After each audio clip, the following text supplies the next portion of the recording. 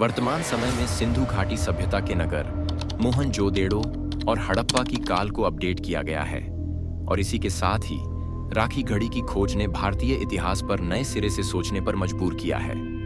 इससे यह पता चलता है कि भारतीय इतिहास ज्ञात रूप से कितना प्राचीन है।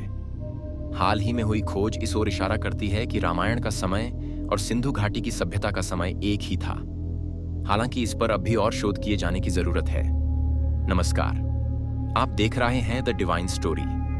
पूर्व की खोज, प्रारंभ में हुई खोज और खुदाई के अनुसार 2600 ईसा पूर्व अर्थात आज से 4624 वर्ष पूर्व इस नगर सभ्यता की स्थापना हुई थी।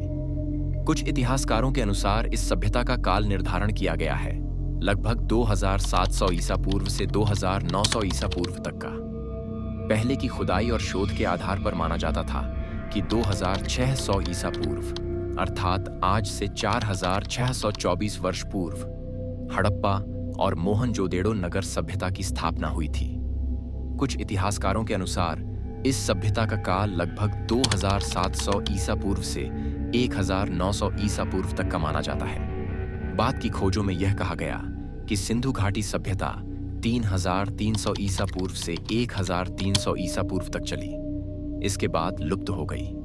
हाल ही में खोज IIT खड़गपुर और भारतीय पुरातत्व विभाग के वैज्ञानिकों ने सिंधु घाटी सभ्यता की प्राचीनता को लेकर नए तथ्य सामने रखे हैं। वैज्ञानिकों के मुताबिक यह सभ्यता 5500 साल नहीं बल्कि 8000 साल पुरानी थी। इस लिहाज से यह सभ्यता मिस्र और मेसोपोटामिया की सभ्यता से भी पहले की है।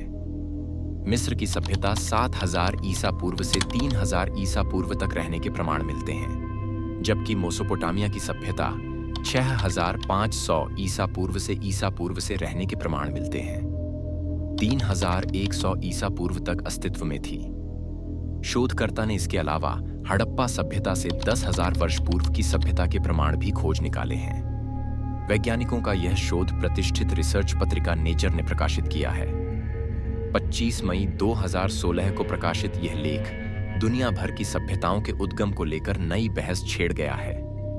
वैज्ञानिकों ने सिंधु घाटी की पॉटरी की नई सिरे से पड़ताल की और ऑप्टिकली स्टिमुलेटेड लुमिनेसेंस तकनीक का इस्तेमाल कर इसकी उम्र का पता लगाया तो यह 6000 वर्ष पुराने निकले हैं। इसके अलावा अन्य कई तरह की शोध से यह पता चला कि यह सभ्यता 8000 वर्ष पुरानी है।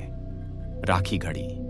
वैज्ञानिकों की इस टीम के अनुसार सिंधु घाटी सभ्यता का विस्तार हरियाणा के भिर्राना और राखी गढ़ी में भी था। उन्होंने भिर्राना की एकदम नई जगह पर खुदाई शुरू की और बड़ी चीज बाहर लेकर निकले। इसमें जानवरों की हड्डियां, गायों के सींग, बकरियों, हिरण और चिंकारे के अवशेष मिले।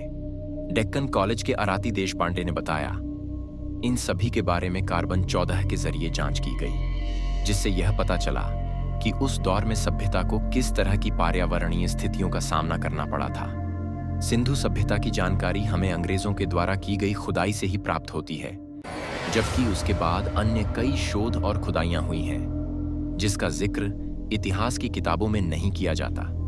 इसका मतलब यह है कि इतिहास के ज्ञान को कभी अपडेट नहीं किया गया, जबकि अन्य देश अपने यहाँ के इतिहास ज्ञान को अपडेट करते रहते हैं। सिंधु घाटी में ऐसी कम से कम 8 प्रमुख जगहें हैं जहाँ संपूर्ण नगर खोज लिए गए हैं, जिनके नाम हड़प्पा, मोहनजोदेड़ो, चनहुद्रो, लुथल, कालीबंगा, सुराकोटदा, रंगपुर और रोपड़ है। रामायण काल। सिंधु घाटी की सभ्यता तब विद्यमान थी जबकि भगवान श्री राम 5114 ईसा पूर्व का काल था, यानी रामायण काल में यह सभ्यता अपने चरम पर थी और श्री कृष्ण के काल 3228 ईसा पूर्व में इसका पतन होना शुरू हो गया था। श्री राम के जन्म का निर्धारण रामायण में बताई गई खगोलीय स्थिति, श्री राम की वंशावली और देश भर में बिखरे सबूत हैं। उन सबूतों का कार्बन डेटिंग के आधार पर जांच कर उसका मिलान रामायण में बताए गए घटनाक्रम से किया गया है।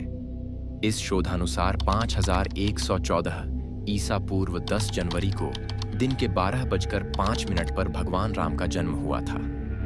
कालक्रम में चैत्र माह जनवरी से आगे बढ़कर वर्तमान में मार्च और अप्रैल के मध्य आने लगा है।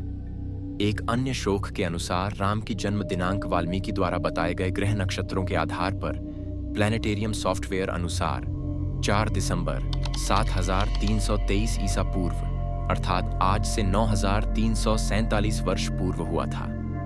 वाल्मीकि के अनुसार श्री राम का जन्म चैत्र शुक्ल नवमी तिथि एवं पुनर्वसु नक्षत्र में पड़े थे।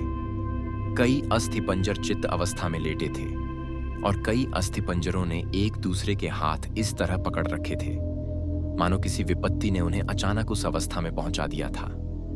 उन नर कंकालों पर उसी प्रकार की रेडियो एक्टिविटी के चिन्ह थे जैसे कि जापानी नगर हिरोशिमा और नागासाकी के कंकालों पर एटम बम विस्फोट के पश्चात देखे गए थे।